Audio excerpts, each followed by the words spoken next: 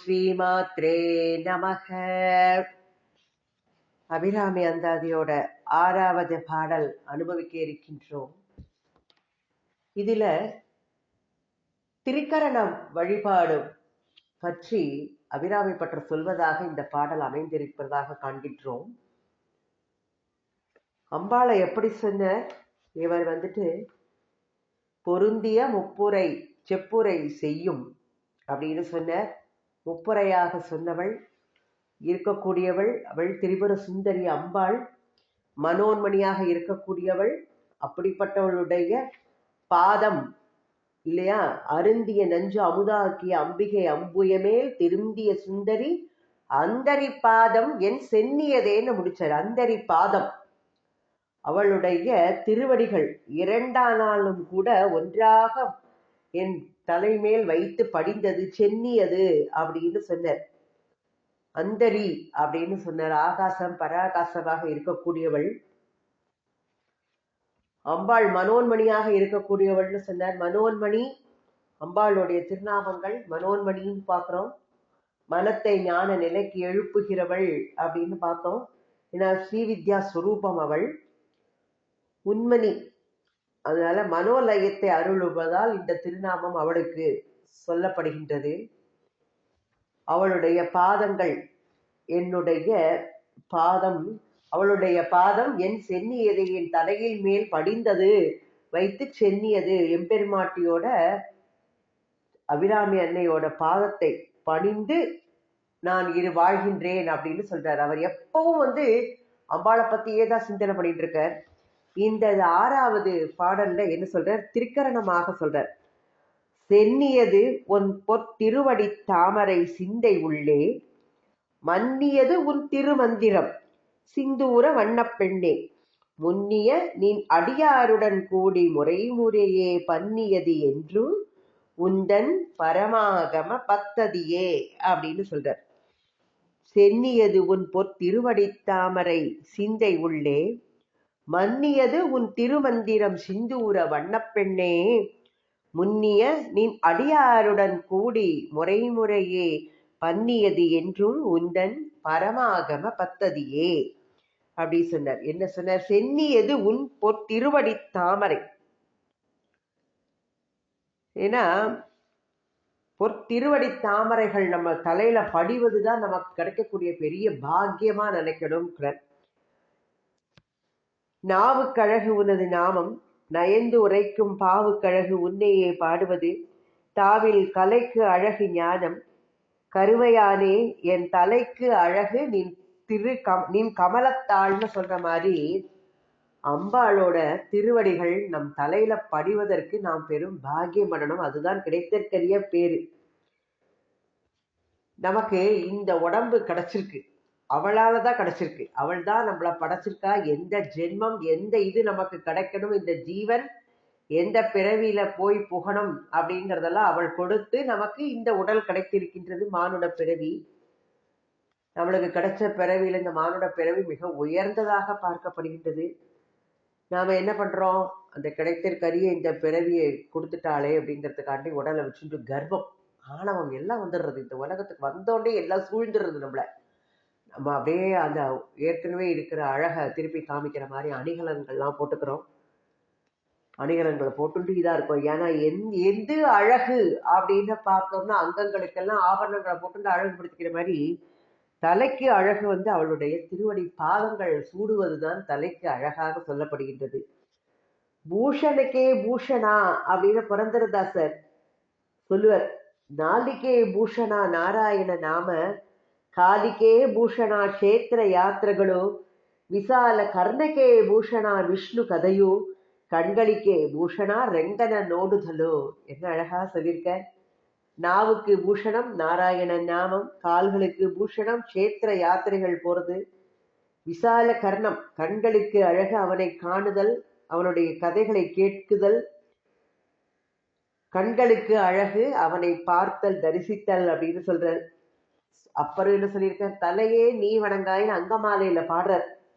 அப்போ எல்லாமே என்ன பண்ணணும்னா இறைவனோட திருவடிகள் நம்ம என்ன செய்தாலும் அந்த செயல்கள் எல்லாமே அவர்களுடைய திருவடிக்கே சமர்ப்பணம் செய்யணும்.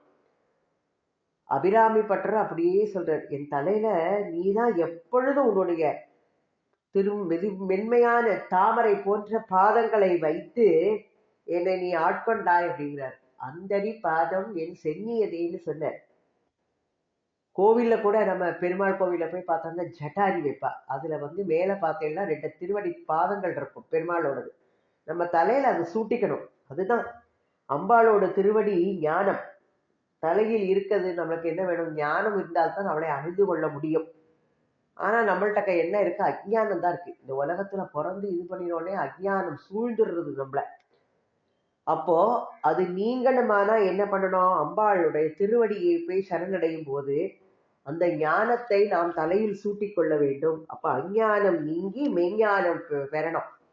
எனவே அந்த மெஞ்ஞானத்தை கொடுக்கக்கூடிய திருவடிகள் அம்பாளுடைய திருவடிகள். சென்னியது உன் பொன் திருவடி தாமரை அப்படின்னு சொல்றார். நம்ம தலை என்ன ரொம்ப சுத்தமா ரொம்ப இதா இருக்குமா? அடிக்கடி சிக்கு பிடிக்கும் தலை இல்லையா? அப்போ நம் தலைக்கும் அம்பாளுடைய திருவடிக்கும் இணைப்பு உண்டாகாவிட்டால் இந்த பிறவி எடுத்ததனால் பயனே இல்லைங்கிறார். கோளில் பொறியில் குணம் இலவே என் குணத்தான் தாளை வணங்காத தலை, அது இருந்து என்ன பிரயோஜனம் அப்படிங்கிறார். நமக்கு எண்சான் உடம்புக்கு சிரசே பிரதானம் இல்லையா? இந்த சிரசுல அம்பாளோட திருவடி மிகவும் உத்தமமான அங்கமானது. நம்மளுடைய தலை அதுவும் உத்தம அங்கமாக இருப்பது. அப்போ அம்மாவோட அவளோட உத்தம அங்கமான திருவடி, இந்த நம்மளுடைய உத்தம அங்கமான சிரசு, இது இரண்டும் ஒன்றுபடும் போது நம்மளுடைய பிறப்பு இறப்புகள்ல உழலும் மனிதராக இல்லாமல் அம்பிகையோட அடியாராக நாம மாறுவோம். திருவடியோடு தொடர்பு கொள்வதனால் தான் அடியார். நேற்றுக்கே நம்ம சொன்னோம், அடியார் அப்படின்னு சொல்லப்படுறதே அவளுடைய அடி நம் முடியில் படுவதால் நாம் அடியாராக மாறுகின்றோம். அப்ப அன்னையோட திருவடி தாமரையில விழுந்து வணங்குறார். அப்படி சொன்னவர் வேற என்ன சொல்றாரு பார்ப்போம்னா, இந்த தலையில என்னெல்லாம் நம்மளுக்கு எழுதியிருக்கு. பிரம்மா பறக்கும் போதே தலையில எழுதிட்டார். அந்த பிரம்ம லிபி இருக்கு.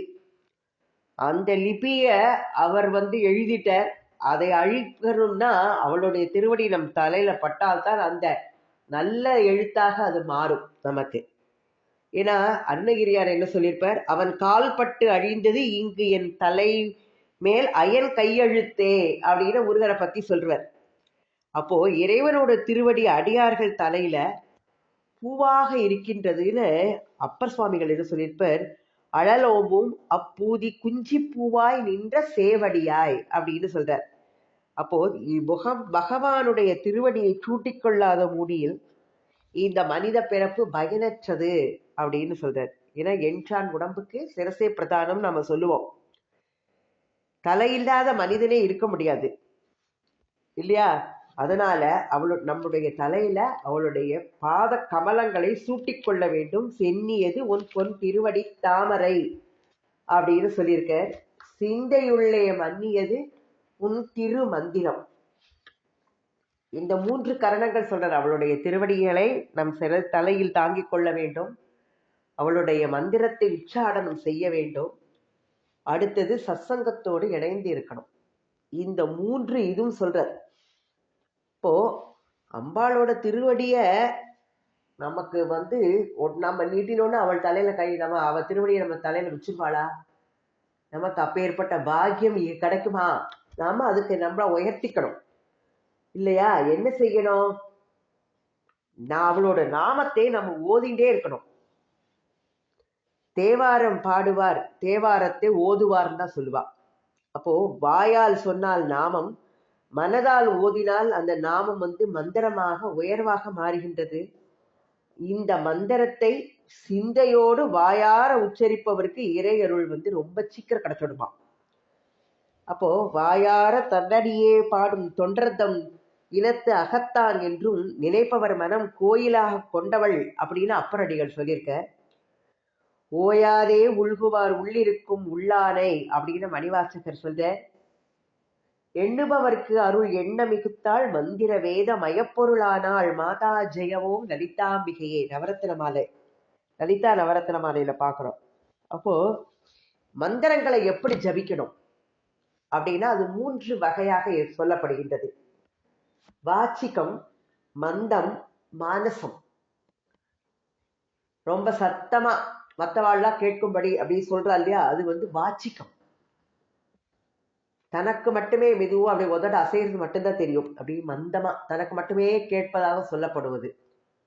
இல்ல மனசுக்குள்ளேயே சொல்லிக் கொள்வது.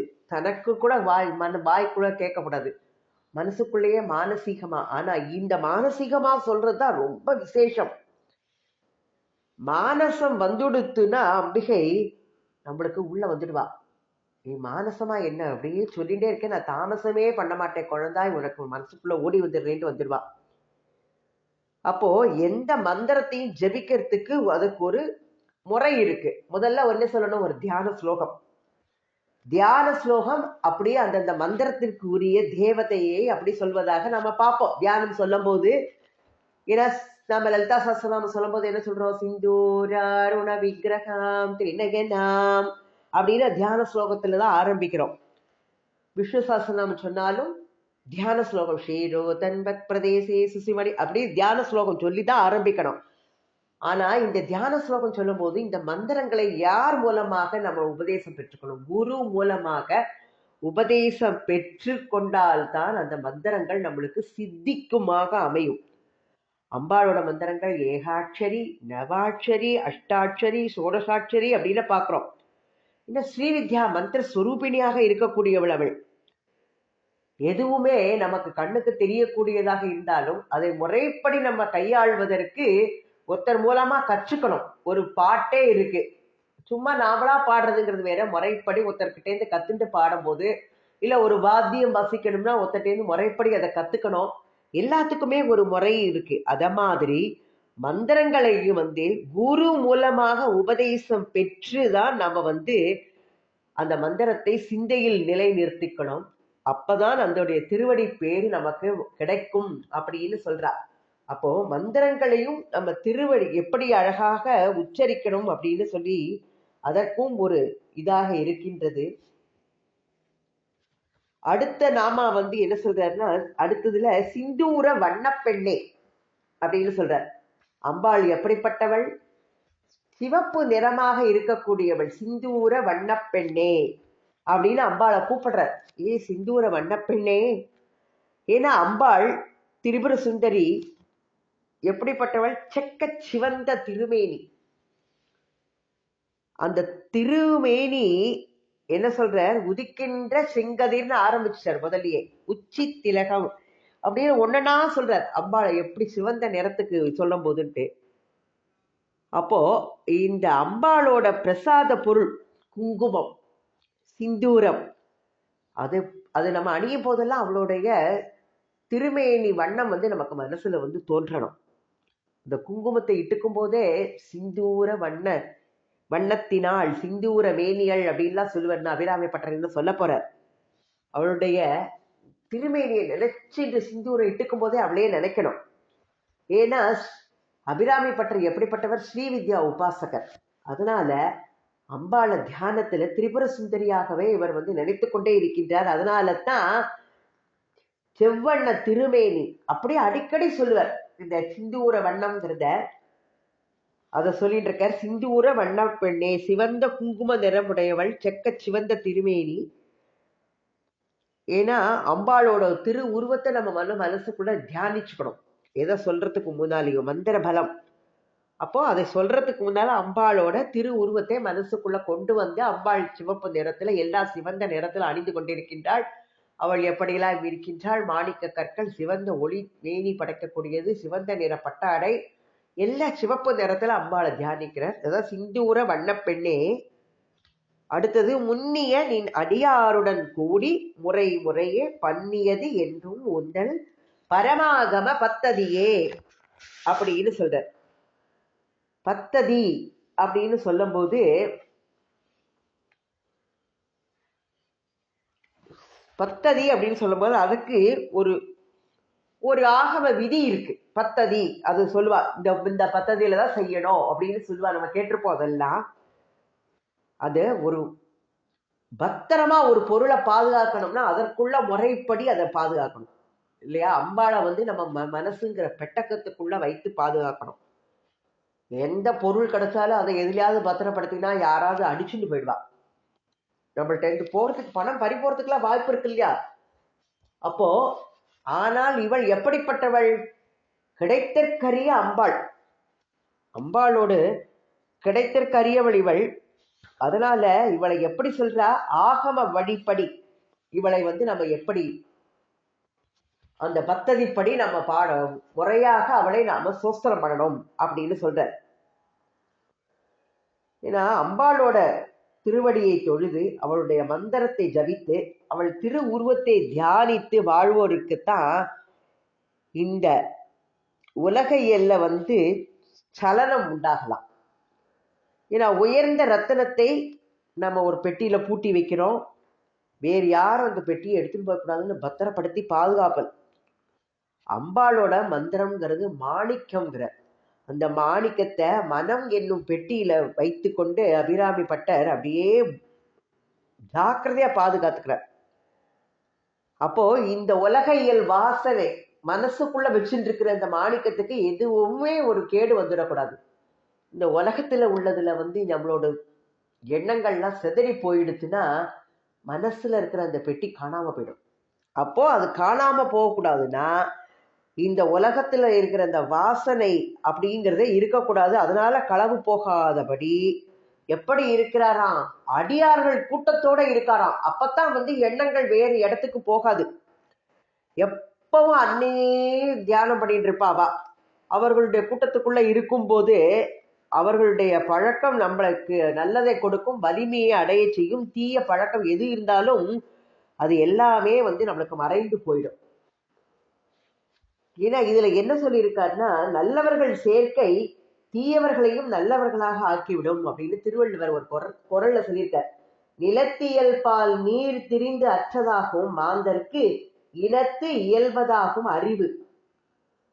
மாணிக்க வாசகர் திருவாசகத்துல என்ன சொல்லியிருக்கார்? அடியே உன் அடியார் நடுவில் இருக்கும் அருளை புரிவாய் அப்படின்னு சொன்ன. ஆதிசங்கர பகவத் பார்த்தால் சத்சங்கத்வே நிசங்கத்வம், நிசங்கத்வே நிர்மோகத்வம், நிர்மோகத்வே அப்படின்னு சொல்லுவார். அப்போ சத்சங்கத்வே நிசங்கத்வம். அப்படி சத்சங்க தொடர்பனால தான் நம்மளுக்கு அம்பாளை எப்படி எல்லாம் சோஸ்திரம் பண்ணணும், அவளை எப்படி தியானம் பண்ணணும், அவளுடைய மந்திரத்தை எப்படி உச்சரிக்கணும் அப்படிங்கிற வழிமுறைகள்லாம் நமக்கு முதல்ல தெரியாம இருக்கும். அப்போ அதை தெரிந்தவர்கள் மூலமாக நாம் கற்றுக்கொள்ள வேண்டும் இல்லையா? என்னைக்குமே எந்த ஒரு செயலையுமே செய்யறதுக்கு நம்மளுக்கு வந்து முதல்ல தயக்கமா இருக்கும். எப்படி செய்யணும்னு தெரியாது. யாராவது ஒருத்தர் சொல்லி கொடுத்தாலோ இல்ல யாராவது செய்யறத பார்த்துட்டு இருந்தாலும் நமக்கு அப்ப நல்லபடியா ஈஸியா மனசுக்குள்ள புரியும். ஒரு இடத்துக்கு போகணும்னா அந்த இடத்துக்கு ஏற்கனவே போயிருக்கிறவன்ட்டு அதை பத்தி கேட்டா அவன் சொல்லும் போது நம்மளுக்கு மனசுக்குள்ள ஒரு கிளியர் பிக்சர் கிடைக்கும். அப்ப நம்மளுக்கு ஒரு கஷ்டம் இல்லாம ஓ இப்படி பண்ணிடலாம் அப்படிங்கிறது நம்மளுக்கு தெரியும் எந்த இதுவுமே. அப்போ அன்னையையும் வழிபட அவர்களுடைய பழக்கப்பட்ட அடியார்கள் மூலமாக அந்த வழிபாட்டு முறைகளை எல்லாம் தெரிந்து கொண்டு நாம் அம்பாளை தியானிக்கும் போது அதுதான் வந்து பத்ததி அப்படின்னு சொல்லப்படுறது. ஆகமம் இறைவனுடைய வழிபாட்டு முறைகள். இந்த ஆகம விதிப்படி இந்த கோவில் கட்டப்பட்டது, இந்த ஆகமப்படி இதில் பூஜை செய்ய வேண்டும் அப்படின்லாம் போட்டிருப்பான். அப்போ இது சிவாகமம், வைஷ்ணவ ஆகமம், சாத்தாகமம் அப்படிங்கிறது மாதிரி 3 விதமா சொல்லப்படுவா. ஆகமங்களை 64 அப்படின்னு சௌந்தரிய லகரியில் ஆதிசங்கர பகவத் பாதால் சொல்ற. இப்ப அந்த 64 கலைகளை நம்மளுக்கு கற்கிறதுக்கு எல்லாருக்கும் எல்லாம் தெரிந்திருக்குமா? அதனால யாருக்கு தெரிந்திருக்கோ அவர்களிடம் சென்று நாம் வந்து அதை தெரிந்து கொண்டு நன்கு அறிந்த பிறகு இந்த இறைவனை நாம வந்து தியானம் பண்ணும்போது நம்மளுக்கு நல்ல பயன் கிடைக்கும் அப்படிங்கிற. எதற்குமே ஒரு வழிமுறை இருக்கு. செய்ய வேண்டியதை செய்ய முறை அந்த வழிப்படி செய்தால்தான் எதுவுமே நன்றாக இருக்கும். ஏன்னா என்ன சொல்வா? கற்க கசடர கற்பவை கற்றவின் நிற்க அதற்கு தக அப்படின்றார். அப்போ எதை செய்யணுமோ எப்படி செய்யணுமோ, ஒரு கூட்டு பண்ணணும்னா காயை நறுக்கி இப்படி போட்டு அதுக்கு இந்த சேர்மானங்கள்லாம் சேர்த்தா தான் கூட்டு நல்லா இருக்கும். சாதமே வேகிறதுக்கு எப்படி ப்ரொசீஜர், தண்ணி கொதிக்க வச்சு அதுல அரிசி களைஞ்சு போட்டு அதை கிண்டி விட்டு அப்படியே அன்னமா பண்ணினாத்தான் அது வந்து அன்னமா ஆகும். சும்மா எனக்கு தெரியாம இருக்கிறதெல்லாம் அப்படி செய்யக்கூடாது. சும்மா சாத்தையும் தண்ணியும் ஒன்றா விட்டு அப்படியே விட்டுட்டு வச்சுட்டு இருக்க முடியுமா? அது நல்லது இல்லை. அப்போ எப்படியுமே எதற்கு ஒரு முறை, அந்த முறைப்படி தான் நம்ம எல்லாவற்றையுமே செய்யணும். கோவிலுக்கு போனா இப்படித்தான் சுற்ற வேண்டும், வலமாகத்தான் சுற்றணுங்கிறது இருக்கு. இடமா சுற்றக்கூடாது. பகவானுக்கும் சிவன் கோவிலுக்கு போயாச்சுன்னா நந்திக்கும் சிவனுக்கும் நடுவுல போகக்கூடாது. இதெல்லாம் நிறைய ஆகமங்கள்லாம் இருக்கு. அப்ப இந்த ஆகமங்களை எல்லாம் தெரிந்து கொண்டு நாம அம்பாளை வணங்கும் பொழுது நமக்கு அதெல்லாம் நன்கு முறையில் சித்திக்கும். அப்போ அன்னையை தியானிக்கும் அடியவர்களுடன் கூடி அம்பாளோட ஆகமங்கள், அவற்றின் வழிவந்த நூல்கள் எல்லாவற்றையுமே அவர்கள் எல்லாம் அடியார்கள் சொல்லிக்கொண்டே இருப்பார்கள். அப்ப எந்த முறையில் அவற்றை பாராயணம் செய்யணும், எந்த முறைப்படி ஆகம பத்ததிகளை எல்லாம் நாம் அவர்கள் மூலமாக அறிந்து கொண்டு அந்த அம்பாளை நம்ம தியானிக்கணும் அப்படிங்கிற. அப்போ ஆகமங்களை நம்ம பார்த்தோம். யாமளம் அப்படிங்கிறது அம்பாளோட ஆகமங்களா சொல்லலாம். 64 ஆகமங்கள் பார்த்தோம். நம்ம அம்பாளோடது தந்திர சாஸ்திரங்கள் எல்லாம் ரொம்ப மேலானவை. அதனால அது பரமாகமம் அப்படின்னு சொல்றா இத. அப்ப அம்பாளோட திருவடி தாமரையை சென்னியில் வைத்து காயத்தால் நம் உடம்பினால் செய்யும் வழிபாட்டை செய்கிறார் அபிராமி பட்டர். அவளுடைய திருமந்திரத்தை தன்னுடைய சிந்தையுள்ளே வைத்து கொண்டு மனத்தால் ஆகும் வழிபாட்டை செய்கிற அடியார்களுடன் கூடி பரமாகம பத்ததியை பண்ணி அதையே மேற்கொண்டு வாயினால் வழிபாட்டையும் செய்கிற வாக்காலாகும் வழிபாடு. இப்படி மனம், வாக்கு, காயம், மனத்தாலையும் நாவினாலையும் உடலாலையும் முக்கரணங்களாலும் அம்பாளை வழிபட்டார் அபிராமி பட்டர். அதைத்தான் சொல்றார், சிந்தூரத்தை போன்ற செவ்வண்ண திருமேனி, இளம் பருவத்தை உடையவள் அபிராமியே, என்னுடைய தலையில் இருப்பது உன்னுடைய பொலிவு பெற்ற அழகிய பாதமாகிய தாமரை மலர். என்னுடைய அடியேனுடைய மனத்திலே என்றும் நிலையாக இருப்பது உன்னுடைய தெய்வத்தன்மை பொருந்திய மந்திரம். உன்னையே தியானித்து வாழும் அடியார்களுடன் என்றும் முறையாக பாராயணம் செய்பவை உன்னுடைய மேலான ஆகம பத்ததி அப்படின்னு சொல்லி 3 கரணங்களாலும் அன்னையை வழிபடுவதுதான் அடியவர்களுடைய இயல்பு அப்படின்னு அபிராமி பட்டர் சொல்றார். நாமளும் முக்கரணங்களால் அம்பாளை வழிபடணும். மனசு என்னையோ நினைச்சிட்டு இருக்கோம், உடல் கைபாட்டு இருக்கோ, கண்ணு இருக்கோ பார்த்துட்டு இருக்கோம், உடம்பு எங்கேயோ பார்த்துட்டு இருக்கோம், வாக்கால சும்மா ஏதோ நாமும் சொல்லிட்டு இருப்பா நிறைய பேர் பார்த்தா. 3ம் ஒன்றாக இணைந்து அந்த வழிபாடை செய்யும் பொழுதுதான், அந்த பத்ததி செய்யும் போது அம்பாளை நாம் அடைய முடியும், அவளை பற்றி அறிந்து கொள்ள முடியும். அதனால திரிகரண வழிபாடுங்கிறத அழகா இந்த இதுல அபிராமி பட்டர் நமக்கு எடுத்து சொல்லியிருக்கார். இந்த 6வது பாடல். ஓம் அபிராமி அன்னைக்கு ஜெய்.